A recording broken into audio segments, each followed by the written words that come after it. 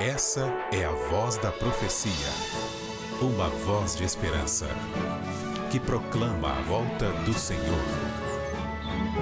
Jesus em breve virá.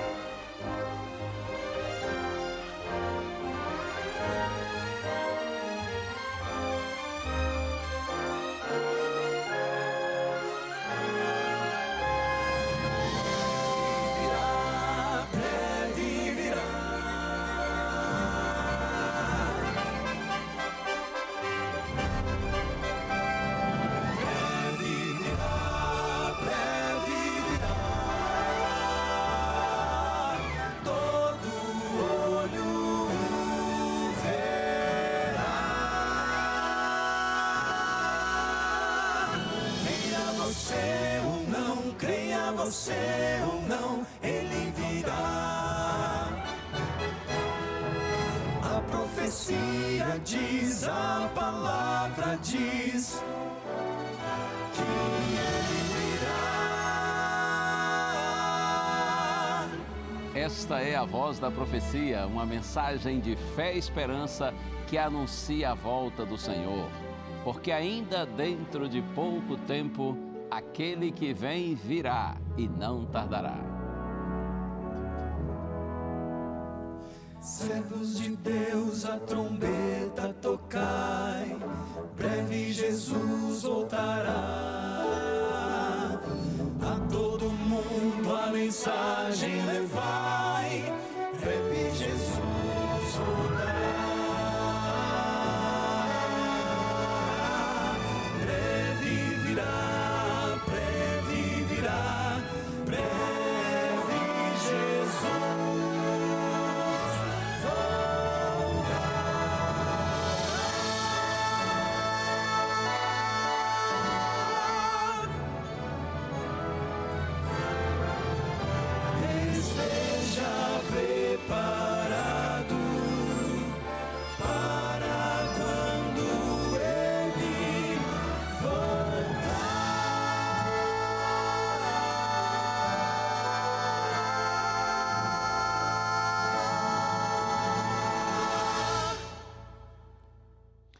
Olá, tudo bem com você? Estamos juntos outra vez. Eu não sei de onde você está nos assistindo agora. Se você está assistindo na quarta-feira à noite, o programa inédito, ou quem sabe você está assistindo aí na quinta-feira, no sábado, no domingo, em algum outro dia e horário alternativo. Eu agradeço muito pelo carinho de sua audiência. Você está em casa aí na boa, tranquilão, jogado no sofá, sentado na sua poltrona, pronto para assistir ao programa A Voz da Profecia? Ou quem sabe você está na casa de um parente, de um amigo, visitando, ou você, quem sabe, esteja no seu ambiente de trabalho, esteja aí num consultório médico, num hospital, numa creche, num asilo. E eu sei também que tem muita gente que nos acompanha em diversos presídios por todo o Brasil e também lá em Angola. Eu não sei onde você está, o que você está fazendo agora, quais são as circunstâncias nas quais você está vivendo. Mas eu sei de uma coisa, eu estou aqui, você está aí, e melhor ainda, conosco está o nosso Deus. A palavra de Deus diz que sempre que nós buscamos o Senhor com sinceridade, nós o encontramos. É possível sim encontrar a Deus, receber a palavra de Deus, receber a bênção de Deus, mesmo assim, através de um programa de televisão. O que importa é a sua sinceridade, é o seu interesse, é o seu coração aberto para Deus. Que o Senhor lhe abençoe. O quarteto tem músicas lindas que serão cantadas hoje. Vou lhe apresentar o testemunho de alguém que tem perseverado em fazer a vontade de Deus apesar das dificuldades. E eu vou compartilhar com você hoje um texto bíblico que é simplesmente fabuloso. Quando nós não o compreendemos bem, aí há problema. Mas quando você estuda esse texto e compreende a mensagem, o sentido do que está escrito ali, você vê quão maravilhosa é a graça de Deus, quão grande é o amor de Deus. Estamos juntos, no ar, a voz da profecia.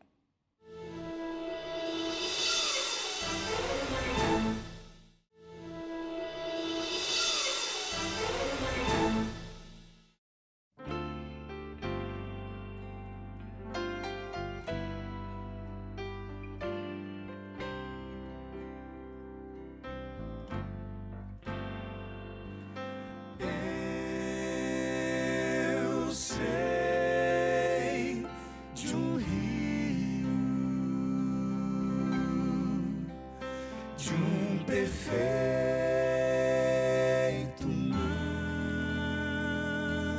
manancial, sim, eu sei de uma fonte de vida, amor e paz. Quem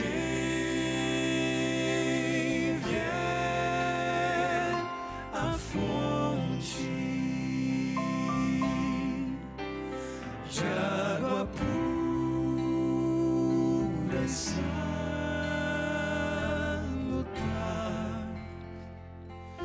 não voltará a ter sede, pois Cristo satisfaz.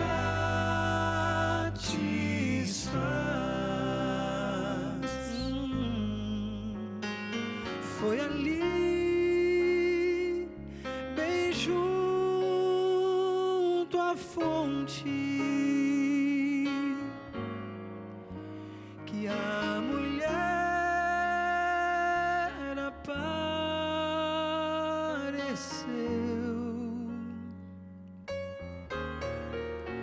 Sua vida estava em ruínas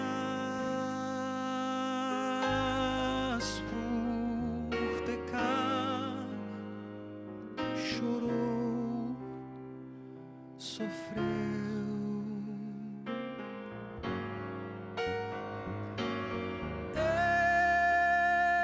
Encontrou o Mestre, ele a viu e a perdoou.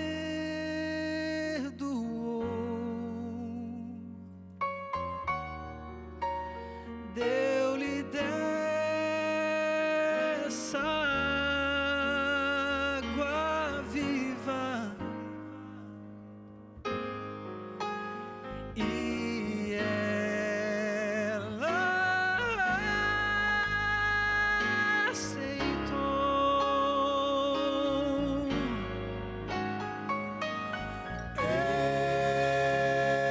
Eu sei de um rio, de um perfeito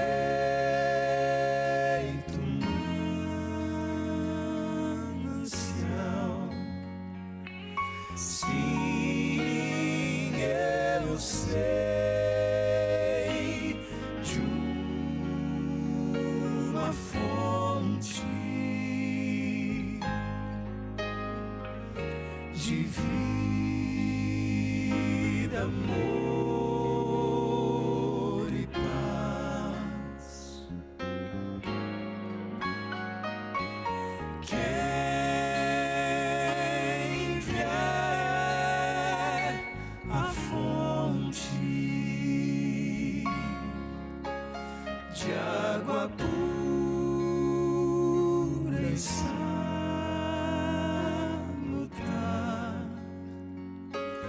não vou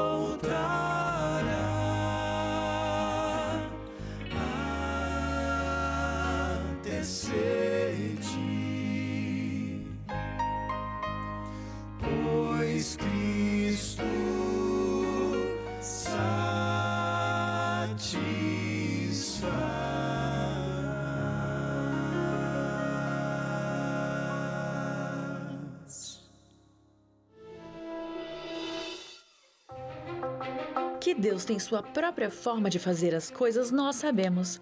Mas ver as maravilhas realizadas por suas mãos sempre nos surpreende.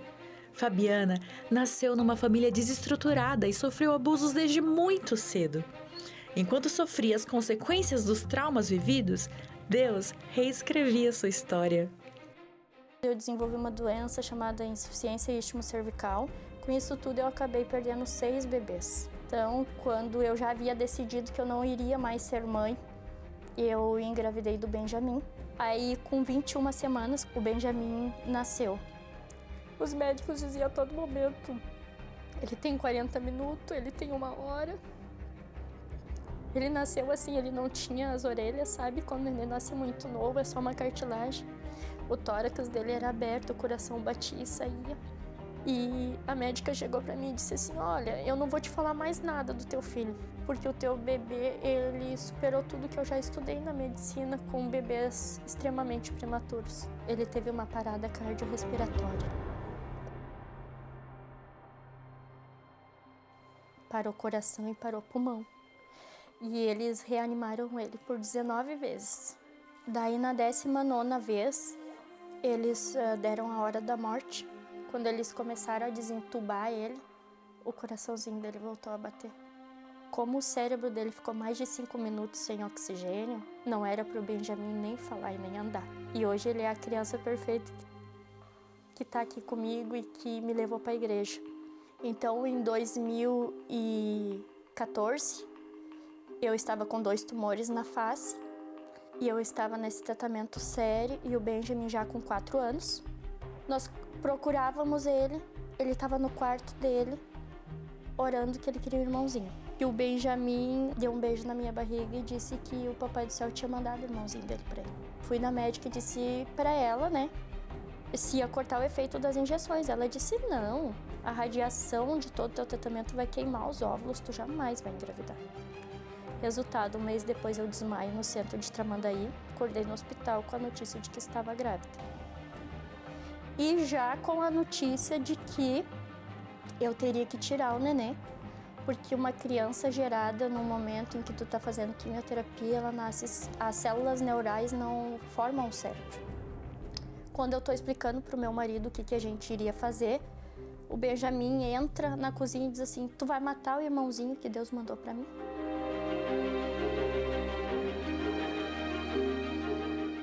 E aí meu marido olhou para mim e disse, nossa, Fábio, que situação. E daí eu expliquei para ele tudo, ele disse, não, ninguém sabe mais que Deus. Deus me prometeu que ia mandar meu irmãozinho e o Anthony Emanuel, ele falou o nome, o Anthony Emanuel está vindo. Resultado, não foi uma gravidez fácil, fizeram uma coisa chamada cerclagem. Eu passei 8 meses em cima de uma cama, né? Não podia me mexer, não podia me banhar, não podia ir ao banheiro para não perder ele. Então, no dia que eu fiz 8 meses, eu fui no hospital para tirar os pontos e ele nasceu. Totalmente normal, lindo, não precisou nem de oxigênio. Passou-se uns dias, ele chegou para mim e para o meu esposo e disse, eu tenho que conversar um assunto com vocês. Eu tenho que cumprir a minha parte com Jesus e eu tenho que ir para a igreja, mãe. Eu disse, meu Deus, e agora, né? Eu levei ele numa igreja, inclusive batizei ele na igreja. Levei ele em 4 igrejas, para ser exata, que não eram adventistas. Aí uma vizinha minha aqui disse que tinha numa igreja uma coisa chamada Aventureiros. E estava bem no dia. E ele do meu lado, eu virei o carro e entrei para procurar o endereço. Quando nós estamos indo com o carro assim, ele olhou para mim e disse, mãe, para o carro, é aqui. Eu disse, é aqui o quê, Benjamin? É aqui a igreja do Papai do Céu, é aqui que Jesus me chama. Que era o endereço da inscrição dos aventureiros. A gente parou ali, nós fizemos a inscrição dele. Me deu algo no meu coração, assim, Deus mexeu comigo, sabe? Que eu queria participar dos aventureiros. Então, acabei indo para a igreja por causa disso, me batizei na igreja. Deus agiu miraculosamente na vida de Fabiana. Hoje, ela segue perseverante, mesmo ainda não tendo vencido a sua doença. Foi difícil, foi. Mas enquanto eu sempre achei que eu estava sozinha na minha vida, depois que o Benjamin me levou para a igreja, me fez eu conhecer Deus, que eu já conhecia, eu descobri que eu não estava sozinha em nenhum momento.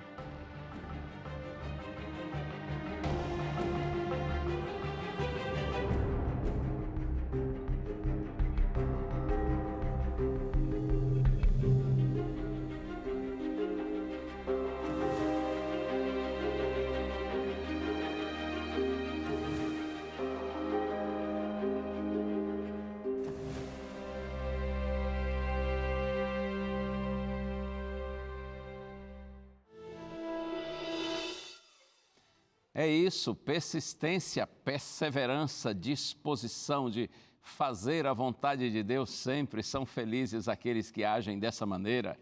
Tem um pensamento que diz assim: os desistentes nunca vencem e os vencedores nunca desistem. Para ser vencedor é preciso insistir, persistir, resistir, não desistir. Deus abençoe você. Que esse exemplo possa inspirar você a seguir firme no propósito de viver segundo a vontade de Deus. E eu tenho um presente para todos aqueles que têm esse objetivo na vida. Esse lindo presente aqui é a revista A Procura da Verdade. Esse material foi preparado aqui na Escola Bíblica da Novo Tempo para abençoar você. Você sabe que a Novo Tempo é um grande grupo de comunicação que inclui TV, rádio, internet, gravadora. E o nosso objetivo maior aqui é levar você a Deus. E o caminho que a gente encontra para levar você a Deus é através da palavra do Senhor, da Santa Bíblia. É na Bíblia que nós encontramos Deus, o Pai, nosso Senhor Jesus Cristo e o Espírito Santo. Você quer esse material, esse guia de estudos da Bíblia? Peça que nós lhe mandamos gratuitamente, é um presente para você. Entre no site biblia.com.br, você pode fazer isso logo aí no intervalo do nosso programa, biblia.com.br. Facilmente você vai lá encontrar a revista A Procura da Verdade e vai fazer o seu pedido. Outra opção é você telefonar para a gente em dia útil, horário comercial, nesse número que está aí na sua tela. E ainda tem essa opção do WhatsApp, que é mais simples e mais prático. Manda mensagem para a gente nesse número, 12982440077. Diga assim: eu quero a revista A Procura da Verdade. E nós vamos enviar para você esse material lindo que contém 15 temas, todos eles baseados na Santa Bíblia. Eu tenho certeza que você vai amar esse material, porque ele vai lhe levar à Bíblia e, levando você à Bíblia, vai lhe aproximar de Deus. Hora do intervalo curtinho, a gente permanece firme no propósito e eu já volto para juntos nós abrirmos a Santa Bíblia.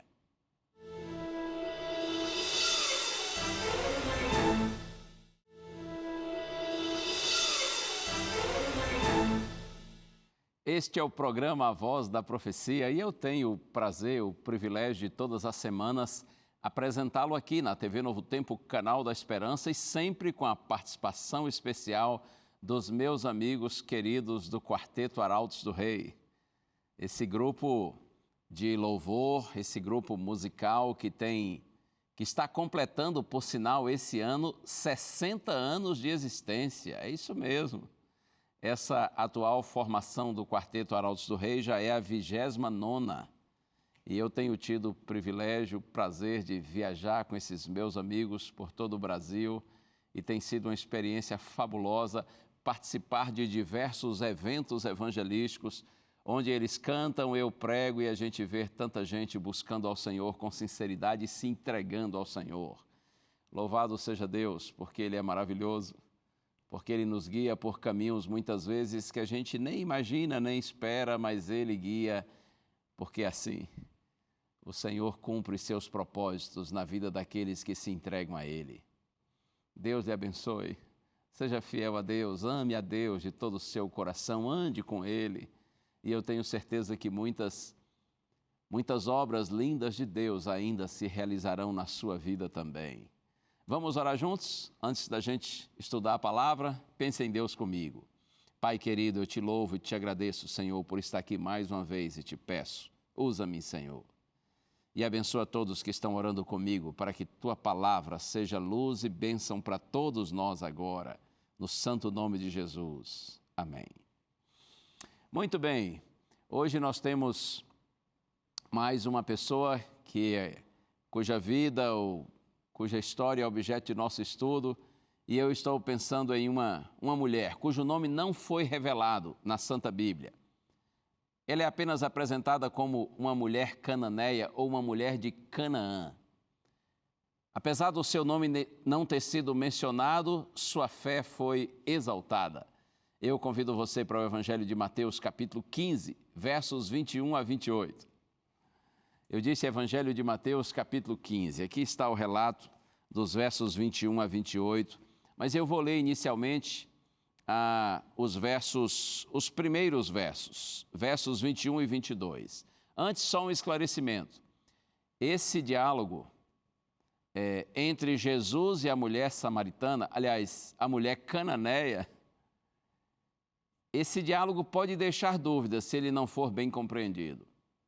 Mas acredite, ele, sendo bem compreendido, ele se torna, assim, extremamente esclarecedor, confortante e lindo.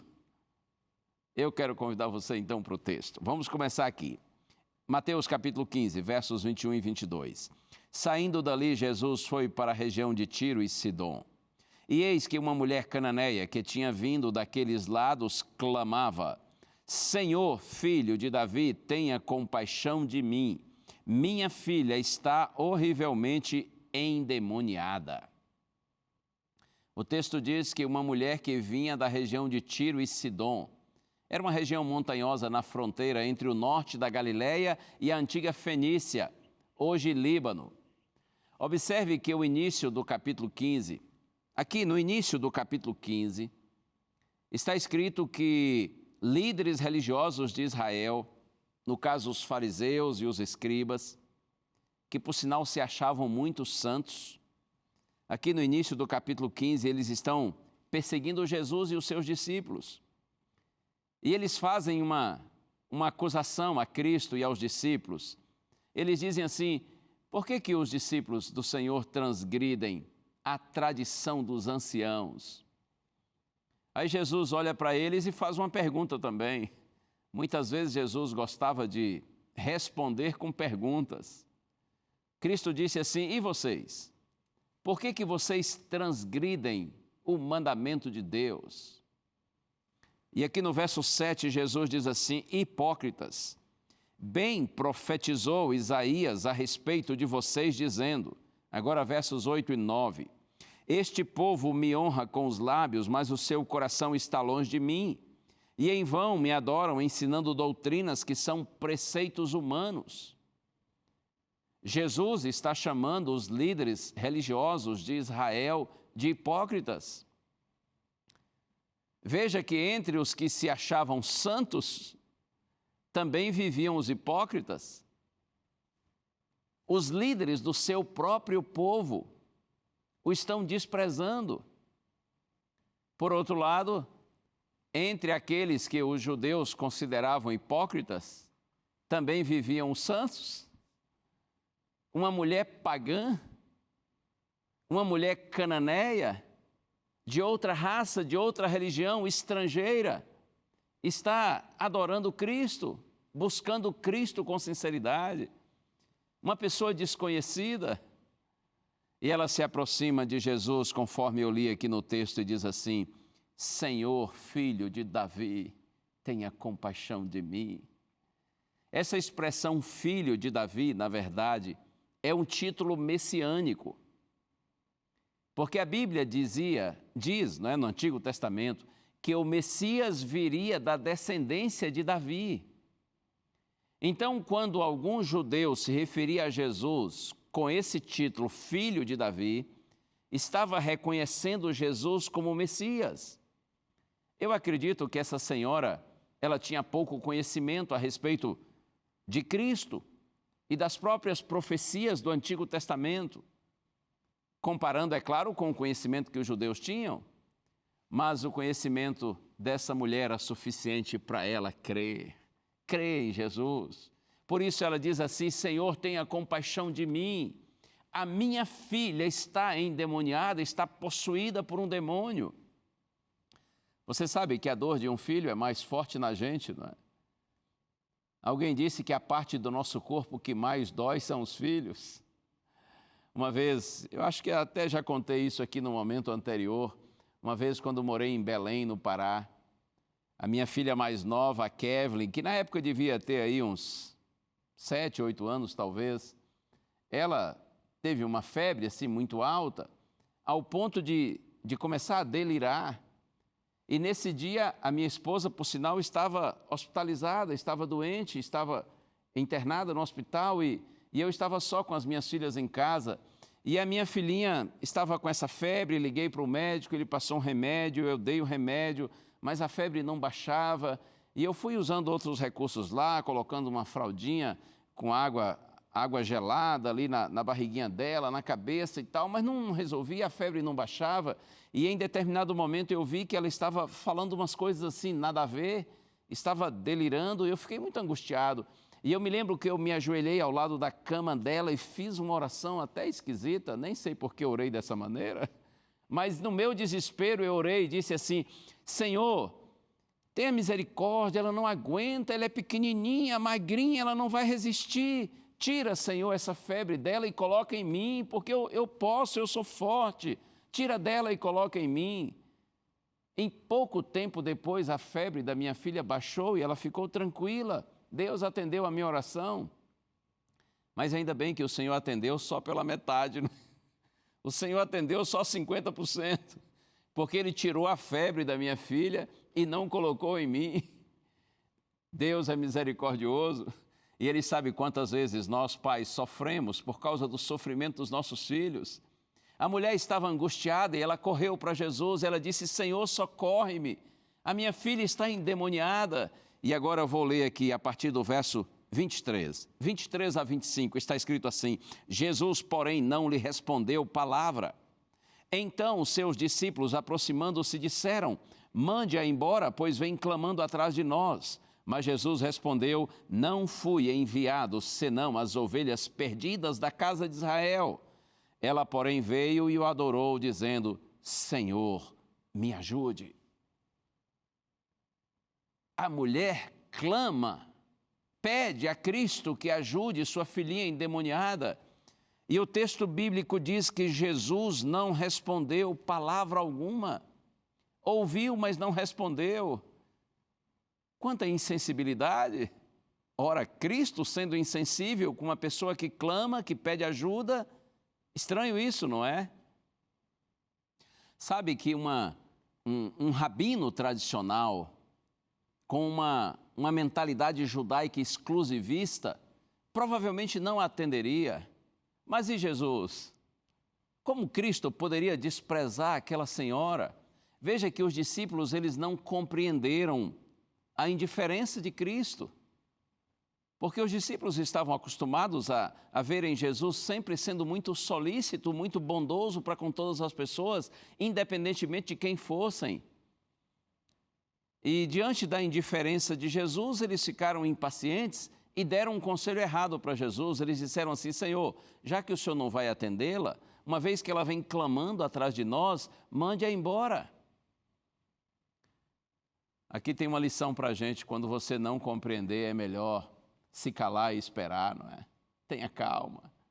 O silêncio de Deus não é sinal de indiferença, de desinteresse ou desprezo.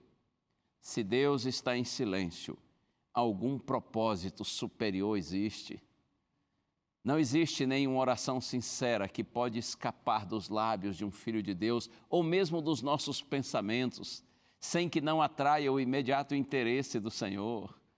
O relacionamento entre Deus e cada pessoa, cada um de nós, é tão particular, é tão íntimo, como se não existisse ninguém mais por quem o Senhor houvesse dado o seu Filho querido. Você já orou, já suplicou e o céu se fechou? Já aconteceu isso com você? Comigo já.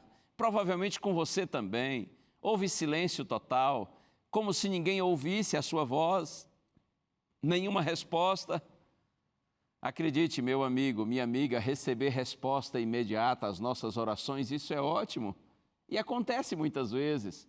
Mas o que confirma a verdadeira fé é quando, mesmo sem as respostas que nós desejamos, nós continuamos crendo no Senhor. Fé não é ver, ouvir ou sentir, mas crer. E aí Jesus disse assim para os seus discípulos: eu não fui enviado senão as ovelhas perdidas da casa de Israel. Como se ele dissesse assim: eu devo desenvolver a minha missão em Israel, entre os judeus. Mas eu creio que aquelas palavras de Cristo, na verdade, tinham como propósito apenas dar um tempinho para que a mulher se aproximasse mais. E a Bíblia diz que ela se aproximou e adorou o Senhor. E ela suplicou: Senhor, tenha misericórdia de mim, da minha filha, ela está endemoniada. Veja que a mulher adorou a Deus, mesmo sendo ignorada a princípio, e depois sendo excluída. Mesmo sem entender, ela decidiu adorar a Deus. Isso me faz lembrar Jó. Você conhece a história de Jó? Sofreu tanto, não é? Passou por tantos momentos complexos, tantas perdas.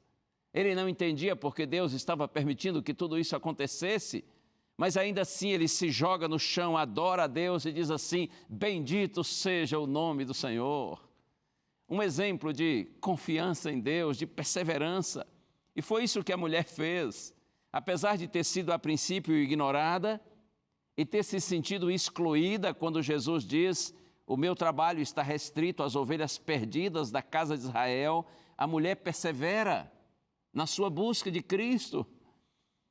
Vocês me buscarão e me acharão quando vocês me buscarem de todo o coração. É a promessa de Deus para nós através do profeta Jeremias. E Jesus ainda disse: todo aquele que pede recebe, o que busca encontra, e a quem bate, a porta se abrirá. Jesus também falou: que vem a mim, de modo nenhum o lançarei fora. A mulher adorou Jesus. Veja que esse adorar revela o seu reconhecimento de que Jesus era divino. Para aquela senhora, Jesus não era apenas um Messias político, mas era o próprio Deus a quem ela podia e devia prestar a adoração. Para muitos judeus, Jesus era apenas um Messias político, mas para aquela senhora não. Por isso ela adorou Jesus. E você quer ver a sequência do texto? Mateus 15. Agora eu vou ler os versos 26 a 28. Jesus respondeu: não é correto pegar o pão dos filhos e jogá-lo aos cachorrinhos. A mulher disse: é verdade, Senhor, que os cachorrinhos comem das migalhas que caem da mesa dos seus donos. Então Jesus exclamou: mulher, que grande fé você tem, que seja feito como você quer. E desde aquele momento a filha dela ficou curada. Se as atitudes de Cristo estavam estranhas, agora fica pior ainda, não é? Jesus diz assim: não é correto pegar o pão dos filhos e lançá-lo aos cachorrinhos. No caso aqui, o pão, uma referência às bênçãos trazidas pelo Messias, especialmente a bênção da salvação. Não é correto pegar o pão dos filhos, e nesse caso os filhos, uma referência aos judeus, aos descendentes de Abraão.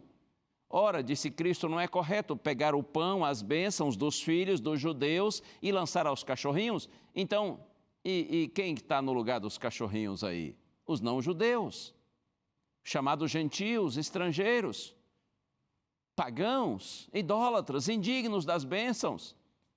E a mulher estava nesse grupo porque ela era uma estrangeira. Não é correto pegar o pão dos filhos e lançá-lo aos cachorrinhos. Primeiro Jesus ouviu a mulher clamando e ignorou. E como é ruim quando a gente se sente ignorado por alguém, especialmente por alguém a quem nós recorremos buscando ajuda. Depois Jesus diz que não veio para ela, só para o seu povo. Parece seletivo, exclusivismo. E terceiro, Jesus diz que não há bênção para ela. E a identifica, a ela e a sua filha, como cachorrinhos, desprezo completo. uma rejeição franca. E aí, o que fazer? O que você faria se estivesse no lugar dessa senhora? Você abandonaria Cristo? Você se revoltaria contra Ele? Mas olha a atitude da mulher. Isso é impressionante, não é? Ela disse assim: é verdade, Senhor, pois os cachorrinhos comem das migalhas que caem da mesa dos seus donos. Chamar de cão era um insulto mortal.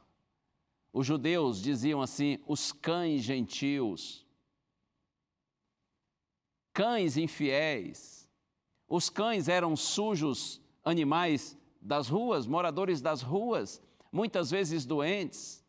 Não como contexto que a gente vive hoje, em que os cães são tão bem tratados, não é? Na maioria das vezes. Mas observe o tom da voz e a forma de Cristo falar. Jesus diz assim: os cachorrinhos. Os cachorrinhos, não é lícito, não é correto pegar o pão dos filhos e lançá-lo aos cachorrinhos.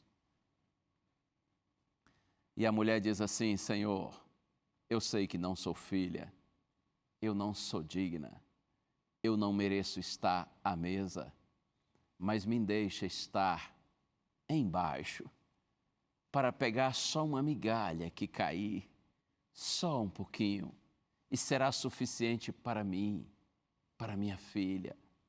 Eu não estou pedindo ao Senhor o pão dos filhos, só a migalha dos cachorrinhos. Ei, quanta humildade, quanta sinceridade, persistência. Que oração eloquente feita por essa senhora. Isso é incrível, não é? Isso é muito bonito. E aí, diante da declaração da mulher, Jesus exclama e diz assim: mulher, que grande fé você tem, que seja feito como você quer. E desde aquele momento a filha dela ficou curada. Acredite, a fé toca o coração de Deus, não importa quem seja o suplicante, não importa a sua nacionalidade, sua etnia, sua geografia, não importa a sua religião, seu sexo, sua idade, não importa a sua condição intelectual, social ou econômica. A confiança em Deus move a mão de Deus em nosso favor. A fé honra a Deus e Deus honra a fé. A fé não se explica, a fé se experimenta, a fé se vive. Eu gosto de pensar que a fé é morta para a dúvida, é surda para o desânimo e é cega para as impossibilidades. A verdadeira fé não vê nada além da grandeza de Deus. A fé vê o invisível e crê no impossível. Na carta aos Hebreus, capítulo 11, verso 1, está escrito assim: a fé é a certeza de coisas que se esperam e a convicção de fatos que não se veem.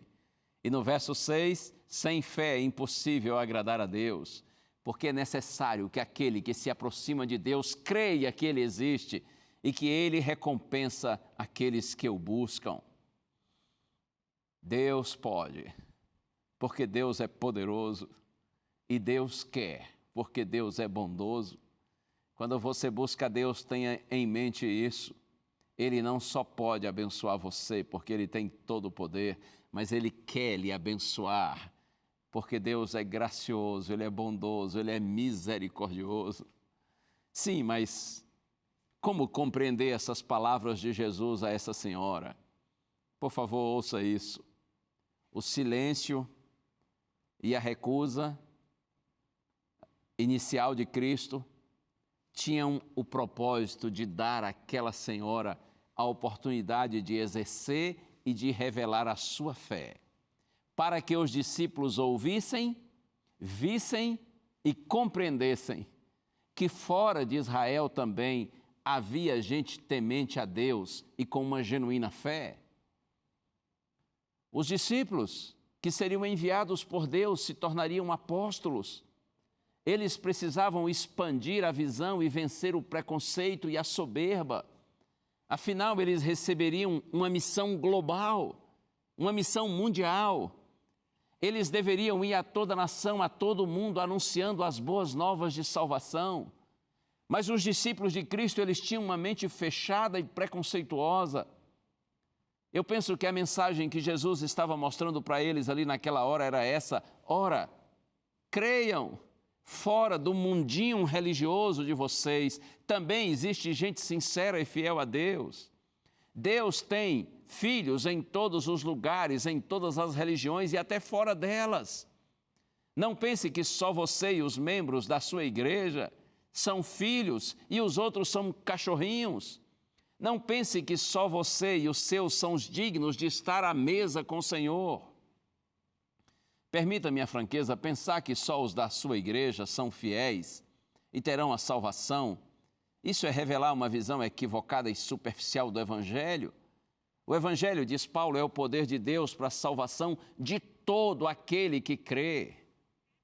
Eu posso lhe dizer que eu sou adventista do sétimo dia e eu creio que a igreja adventista é a igreja de Deus. E eu tenho muitas razões para crer nisso.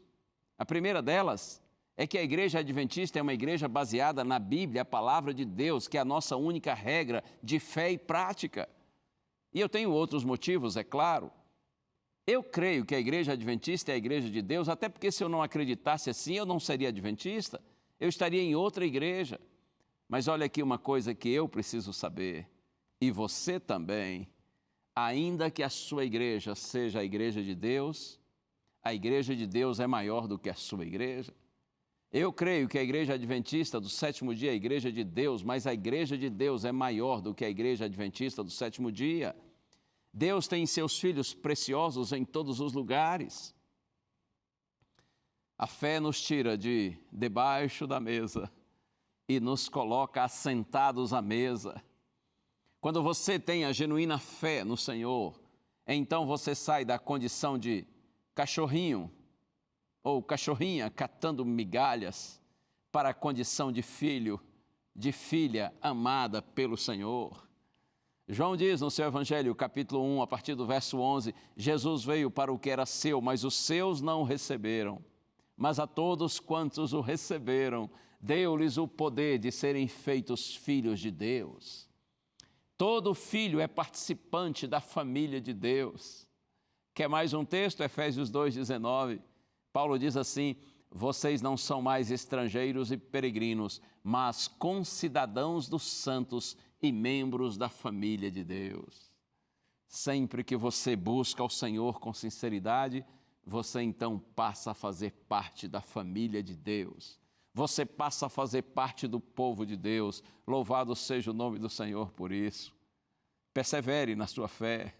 Não desista do Senhor e da sua palavra. Continue confiante em Deus e andando nos caminhos dele, mesmo que às vezes talvez você não entenda alguma coisa de Deus, mas persevere nele, não desista dele. Eu gosto de um pensamento de Agostinho, ele dizia assim: fé é crer no que não vemos, e a recompensa da fé é ver o que cremos. Imagine você com quanta expectativa aquela mulher, aquela mãe voltou para casa. No Evangelho de Marcos, no capítulo 7, verso 30, Marcos, falando desse mesmo episódio, ele diz assim: quando a mulher voltou para casa, achou a menina sobre a cama, pois o demônio tinha saído dela. Que alegria!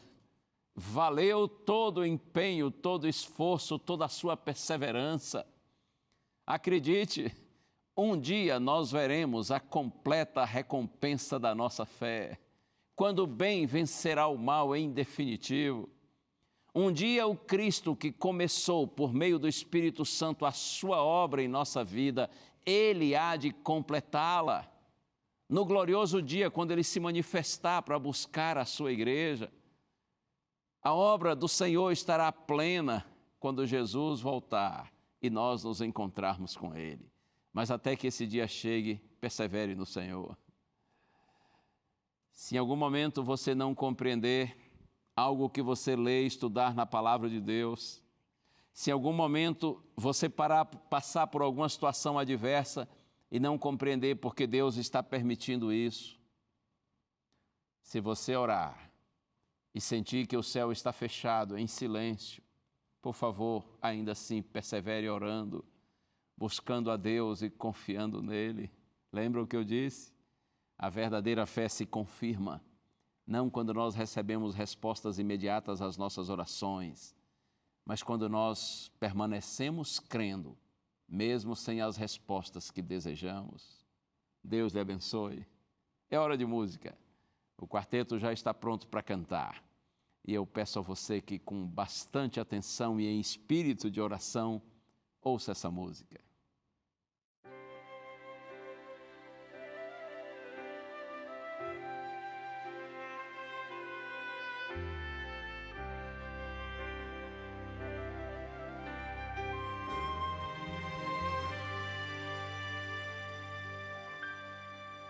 Eu sei que Deus está em seu trono de esplendor e de poder, de onde o universo Ele mantém. Mas toda vez que o busco, percebo sua glória me envolver. Deus nunca muda,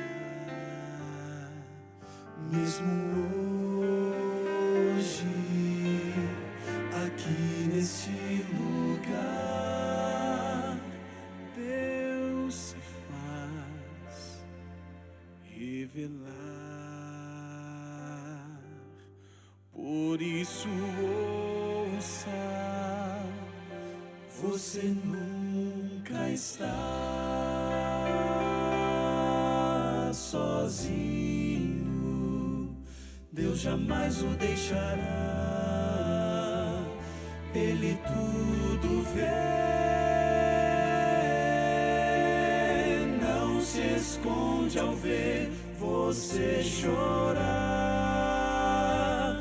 Ouve a oração que é feita pela fé e vem ficar mais perto de você. O Deus que eu conheço tem poder, pode a vida transformar.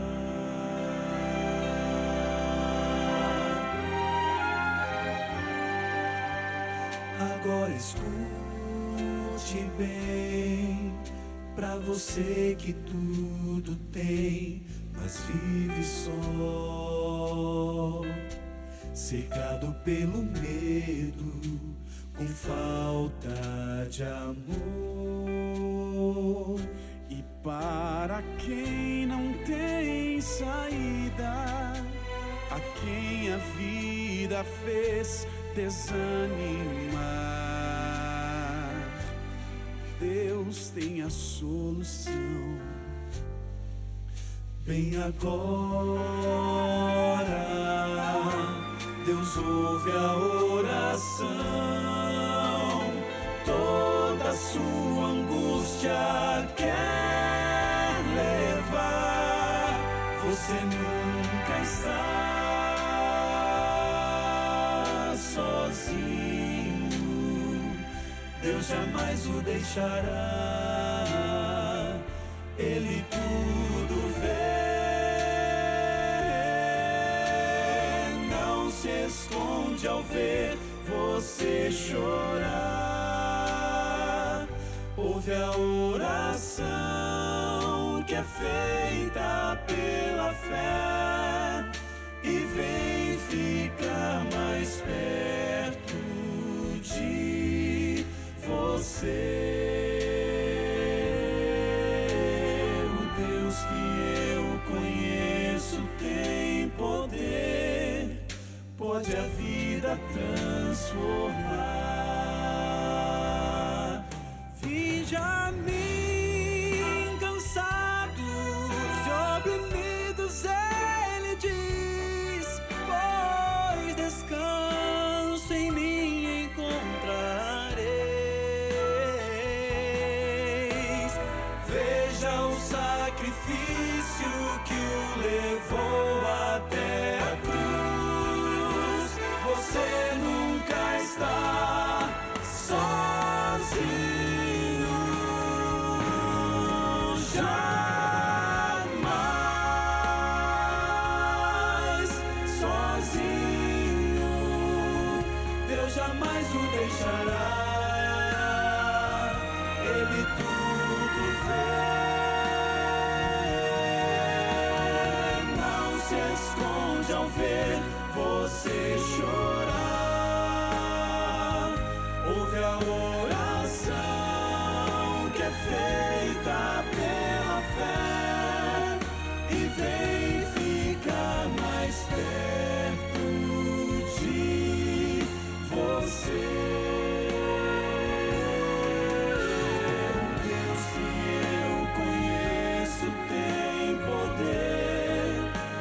A vida transformar.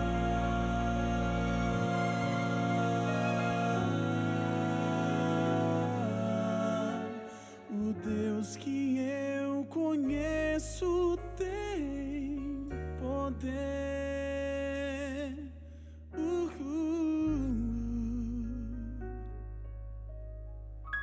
Pode a vida transformar.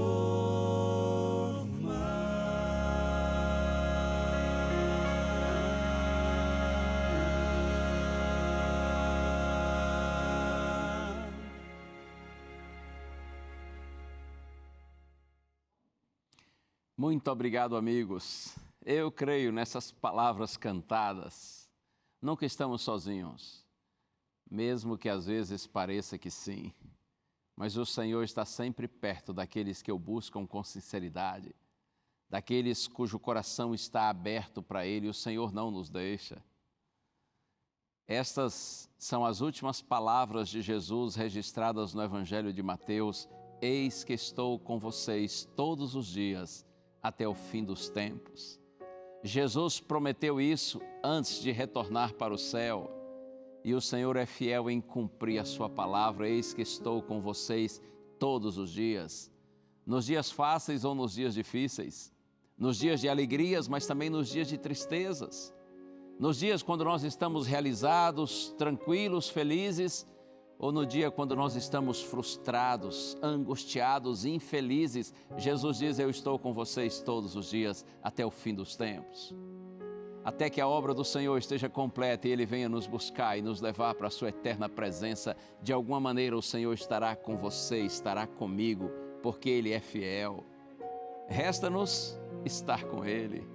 Vamos fazer como a senhora, como aquela mãe, aquela mulher cananeia fez. Vamos perseverar em buscar o Senhor. Não desistamos do Senhor, aconteça o que acontecer, e a bênção de Deus nos fará prosperar. Deus abençoe você. Posso orar com você agora? Busque a Deus comigo. Pai querido, te louvamos, Senhor, porque Tu és bom e a Tua misericórdia dura para sempre. Eu peço nessa hora, Pai, abençoa todos que estão orando comigo, principalmente aqueles que estão passando por algum momento difícil. Talvez estão tendo dificuldade de aceitar ou de compreender Tua palavra, a Tua vontade. Ó Deus, revela-te a esses Teus filhinhos, para que eles sintam Teu carinho, Teu amor e perseverem em Ti. Eu peço no nome santo de Jesus. Amém. Como é bom pensar em Deus, né? Como é bom buscar o Senhor e estudar a Sua palavra. Eu espero que esse texto bíblico, esse diálogo de Jesus com essa senhora tenha ficado bem claro para você, para que você compreenda que Deus não rejeita ninguém, pelo contrário. O objetivo de Cristo era exaltar a fé daquela senhora, para que os seus discípulos compreendessem que fora de Israel também havia gente de Deus. Porque Deus tem seus filhinhos em todos os lugares. Que o Senhor lhe abençoe. A gente se vê, um abraço. Tchau.